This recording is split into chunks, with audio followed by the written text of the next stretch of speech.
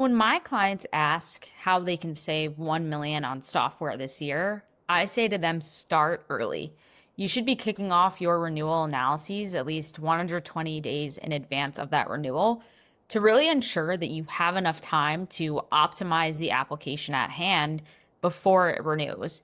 The change management aspect of removing licenses or consolidating agreements can take time, so starting early is key here. One thing companies can do today to begin building their savings pipeline is to make sure you're alerted 120 days ahead of that renewal to then map out the savings opportunity and the timeline required to actually execute on that opportunity.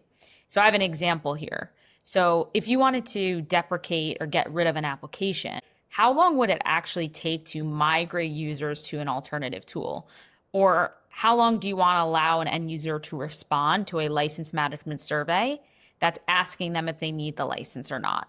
The alert is your starting point to kicking off the process that will actually allow you to realize hard cost savings at renewal. So make sure you understand the timeline and how long it will take to realize that savings opportunity. I had a large conglomerate client with a lot of child companies prepping for a renewal for a security tool 120 days in advance of that renewal. By starting early, they were able to identify an unexpected downgrade opportunity, which enabled them to save around 100K at that renewal simply by downgrading that SKU from a full to a viewer license.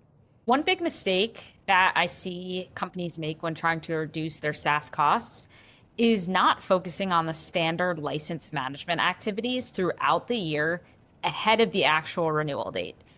Tightly managing your licenses on a regular or quarterly basis leads to savings down the road and helps you stay in budget during that renewal. So an example I have, right?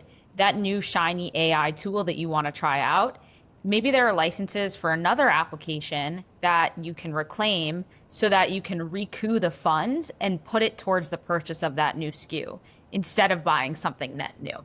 People really underrate the importance of keeping budgets flat that could ultimately lead to cost savings down the line.